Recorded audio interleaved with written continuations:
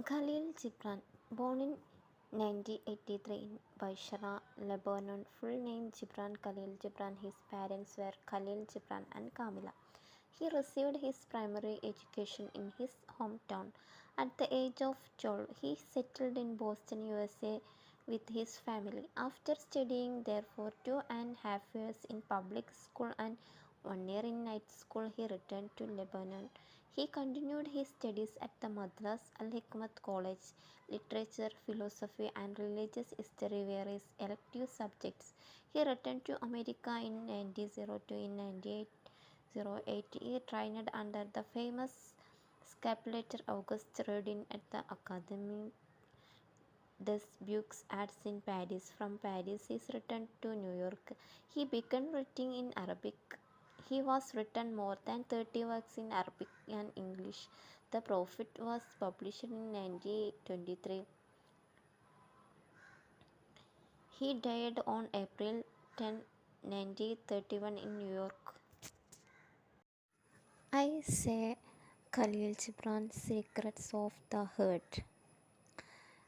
Enlightening words from writer who led literature to spiritual vitality.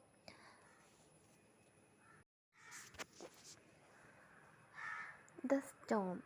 Yusuf al-Fikri was 30 years old when he separated from society.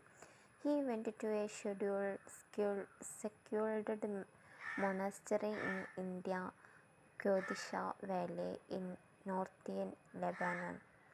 The people of the neighboring village heard many stories about Yusuf. Some said that he was a wealthy young man from a noble family who had cheated on his girlfriend and was living in seclusion. Some said that he was a poet who had said goodbye to the noisy city. Others said that he was a divine sage who had entered the spiritual world.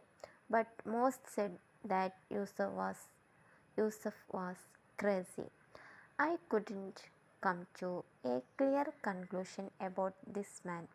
I know there was a deep secret on his heart, but I couldn't guess what it was. I longed for an opportunity to get to know this strange man better. My intention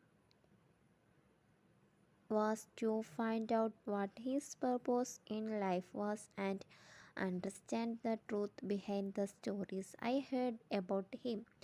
But my efforts were in vain.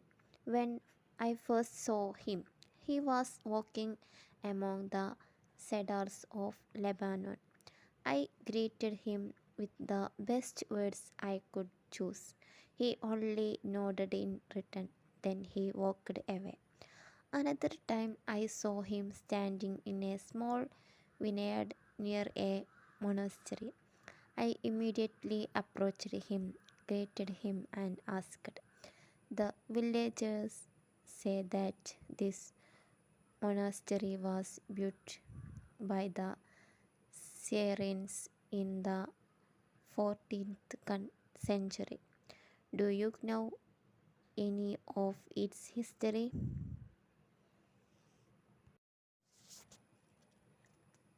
He replied in a cold voice, Don't know who built it. I am curious to know. He added this while turning away. Why don't you ask your grandfather or grandmother? Aren't they older than me? Wouldn't they know the history of this valley better than I do? Realizing my failure once again, I left the place. 2 years passed like this. The extraordinary life of his strange man kept haunting my mind. It clouded my dreams.